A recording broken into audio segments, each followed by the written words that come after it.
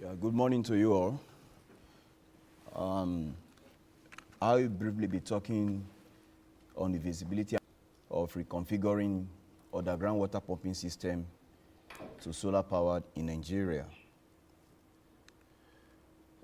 These studies was basically covered within the framework of life cycle cost analysis, net present value analysis, and internal rates of return analysis. During our study, we discovered that this pumping underground water supply in Nigeria using diesel-powered generator and power from grid was not economically visible, as the grid power hardly come on. You can imagine Nigeria with a population of about 180 million struggling with less than 5,000 megawatts power supply. So it's a bit difficult to rely. You have a sort of epileptic power supply. In some cases, maybe once in a week or a few hours in a week. Also, with diesel-powered generator, the cost of diesel it's not helping matters. So as a result of that, you could not afford to start doing your water supply using diesel generator. Good enough, Nigeria has very good solar radiation. In the western and southern part of Nigeria, you have an average of 3.5 kilowatt hour per meter square of sunshine. While in the northern part, you have an average of about 7 kilowatt hour per meter square of sunshine. Now, the picture I have here shows exactly what the situation is in Nigeria. From the Ministry of Water Resources, we got to know that about 51% of Nigerians lives in the rural area. And out of these, only, with the country, about 47% have access to clean water supply. The problem is not really availability of water. There has always been water. Like this typical example here, this is an overhead tank to store water. This is the capacity of this tank, 1,000 liters. That's 100 cubic meter capacity. There is a water well here, a bowl. There is a pump inside the bowl, but there's no power to lift the water to the tank. So that accounts for the reason this project becomes abandoned, simply because there is tank, there is water, there is pump, there is cable, there is no power. And we have thousands of these kind of projects dotted everywhere in Nigeria that never go beyond initial celebration of commissioning. Yeah, once you do this commissioning, it's handed over to the community. It becomes a problem to drive operational costs on these projects. You can also see here, the second picture shows people looking for water everywhere. This happens to be one of the biggest cities in Nigeria. People still look for water in jerry cans. Now, here, this second slide depicts the generating capacity of Nigeria. As at the first quarter from the Nigerian Bureau of Statistics, we're having, it stands at 3,975 megawatts power generation against the projected 12,000 megawatts. This is just to give us a picture of the solar radiation of Nigeria. You can see here, the landmass is about 923,000 kilometers square, and with average sun hour of 6.3 hours.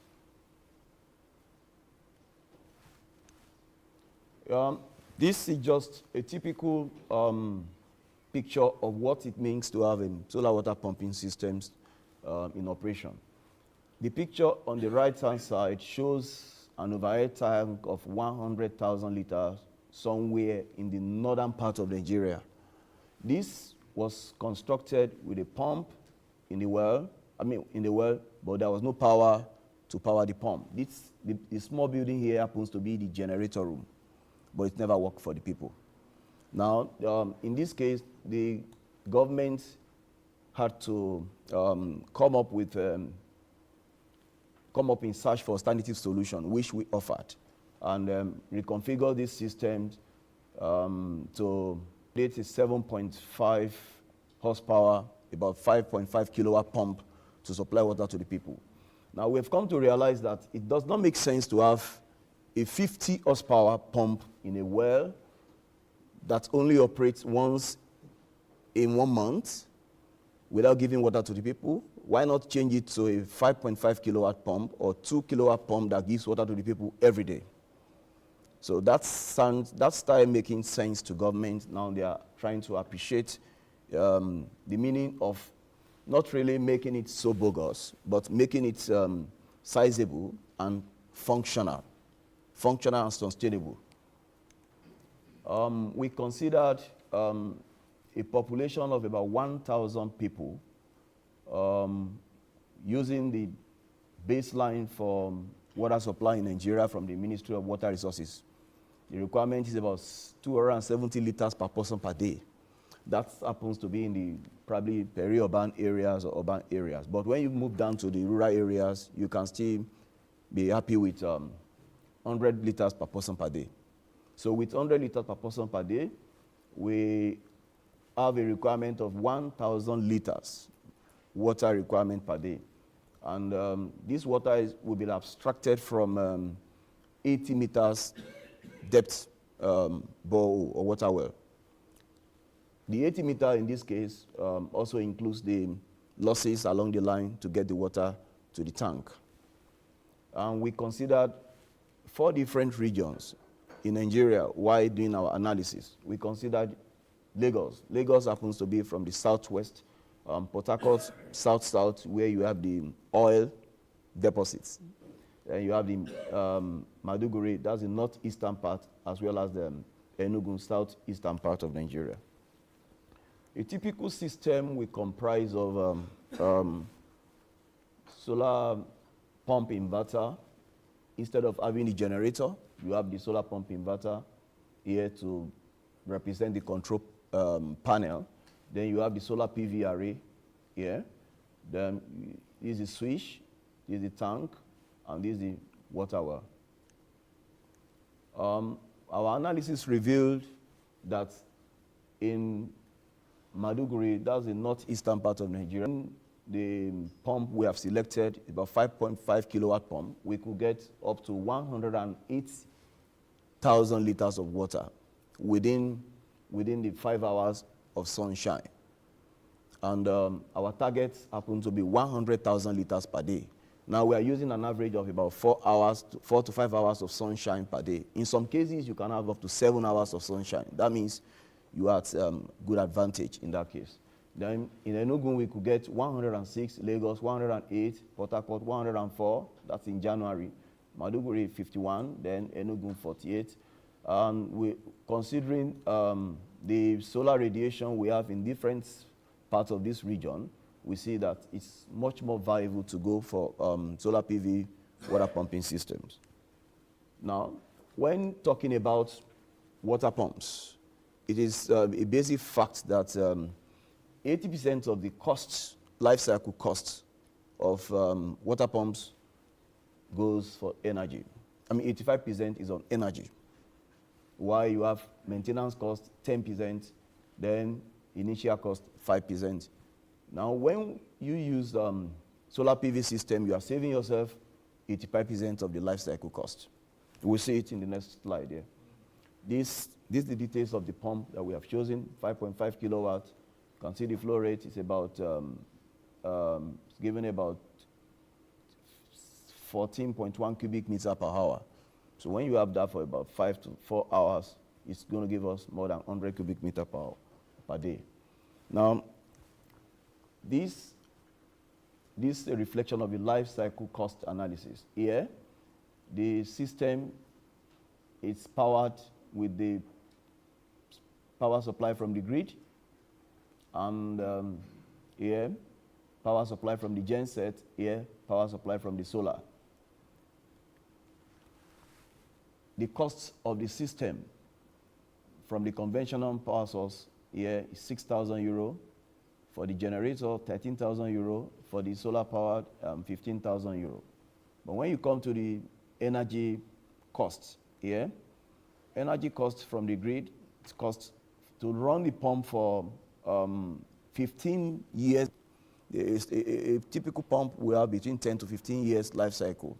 So to run it for 15 years, the power from the grid will cost 18,000 euro, and the generator will cost about 110,000 euro, and the solar costs nothing.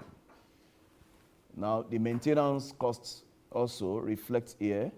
For the grid-connected system, you have 1,000 euro for the 15 years life cycle, 7,000 for genset, and about 375 euros for the solar PV. Now, in all, we discovered that it costs less to operate the system with solar PV. It's typically the cost of equipment acquisition here. Under power, you don't have anything. Maintenance is quite negligible. We did now we have another analysis of the MPV and the internal rate of return. With the system operation using this one is grid, energy from the grid. You can see that it's negative. The MPV is negative. And the cost benefits was never up to 1. Yeah, although it's agreed that like in Nigeria, water is more or less seen as a social commodity than an economic commodity. And this happens to be one of the problems why the water is never available. Using the power supply from diesel generator, you can as well see negative, less than 1, with an operating hours of 10 hours. Then you can see it's never visible to venture into such projects. Now, using the energy from the solar PV, which is abundant in Nigeria, you can see the MPV is positive, the IRR is okay, and at year 7, you already have the cost-benefit ratio to be 1, and it's about 1.37 at year 15. That means for every €1 spent, you will be having at year 15, you'll be having 1.37 euro benefits value. Here, the summary and the future outlook of this project to see water as important to human existence. Now, you discover that hunger kills more people than malaria all over the world, if you look at the statistics. So when we have constant and sustainable water supply, we save a lot of people from early death. And also, it is important to have sustainable water source or water supply solutions all over the world, as you have a lot of factors militating against water supply. It's also important to have proper training of the stakeholders, the decision makers, the policy makers, as to understand the way the system functions, to be able to have an enabling environment for the policies to thrive, because you can only give what you know. And also, water, as I earlier said, should be seen as an economic commodity and not a social commodity. In this case, the benefiting community must be given proper sense of belonging, probably have an equity. Not only money from the government or donor agencies, communities should also be encouraged to put their own money into such projects. So have a sense of belonging and ownership, certain ownership structure in the system, thereby guarantee sustainability and also guarantee safety and continuity of the system. Then it should also be encouraged to have transparent means of revenue collection. Transparent means of revenue collection. Most of these systems available in Nigeria were always done by federal government, state government, local government, and donor agencies on social grounds. Yeah, not always on economic grounds, but economic reasons to be brought into operation of these systems. Now, also, in the future, it is very important to guarantee food security. Like in Nigeria, you only have food production during the rainy season. We have 2 seasons in Nigeria, dry season and rainy season. So it will be also good to deploy solar water pumping system to guarantee all year-round food production in the area of irrigation. Thank you for your attention.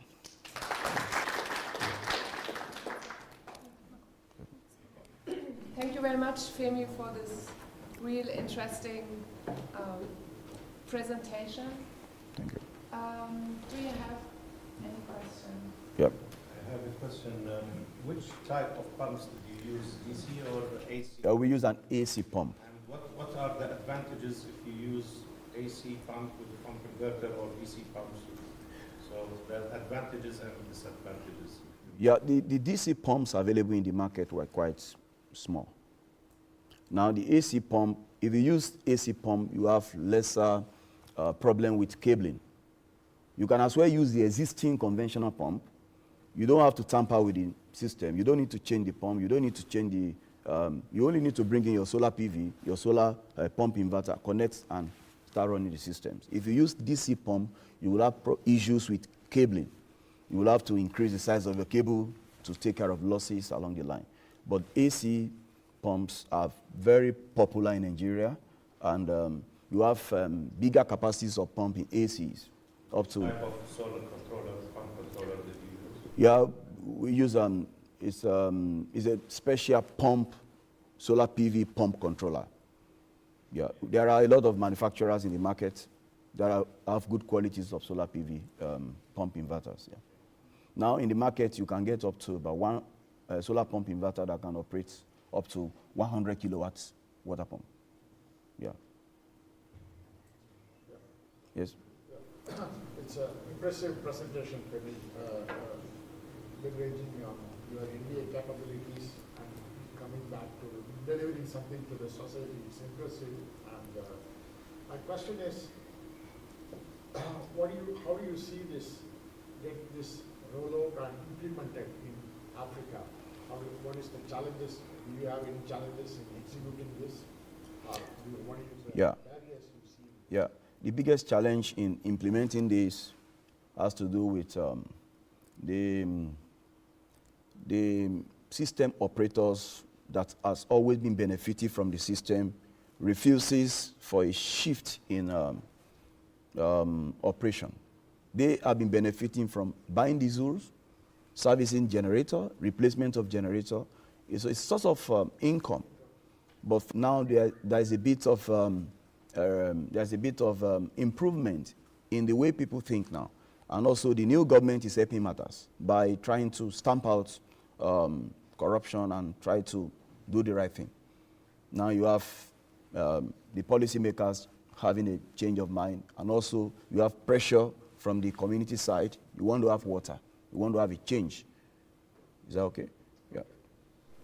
Connecting to that question puts me on to the next question. What is the wherewithal for getting this in financing for this? Is it government is supporting, or do you have any private agencies to support you on financing? Yeah, financing. The finance has always come from the federal government, state government, and donor agencies. But now there is an improvement in the technology. Now you have smaller solar water pumping systems that can actually serve the private individuals in their homes. Affordable, yeah. Is there any advantage, let's say, of or any idea of using the system in case there was no need for pumping water to be the energy to be derived somewhere else, to be used somewhere else, instead of just keeping it not running the pumps? The system is actually hybrid. You have it has the capability of running AC and DC. These inverters are basically to drive electric motors. You may not be able to use them to run your systems in the house. Yeah. I don't encourage that anyway. There are other inverters for home systems that will be more efficient in their operation rather than using the one for the pump. Yeah. Excellent presentation, Femi. I really like the very practical application of solving a big problem in Nigeria. So where are you taking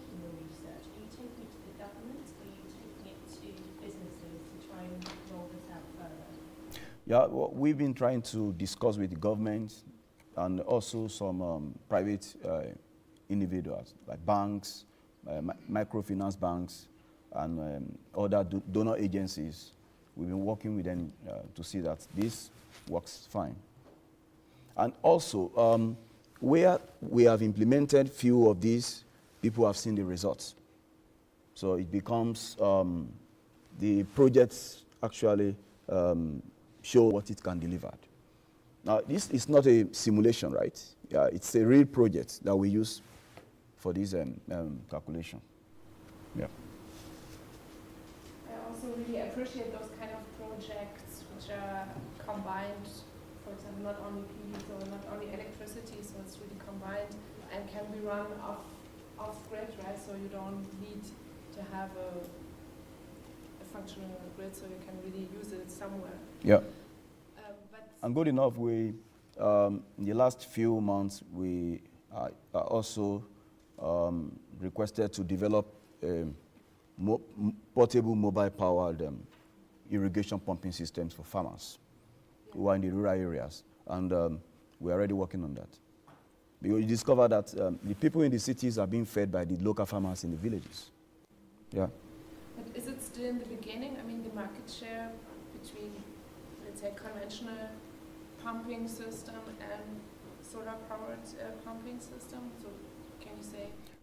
The conventional power pumping system still has a larger market share, simply because of the cost. But now the cost of solar modules are dropping, and also with more efficient pumps and interventions from the government side. So it's likely going to be affordable for everybody in the nearest future to be able to embark on it.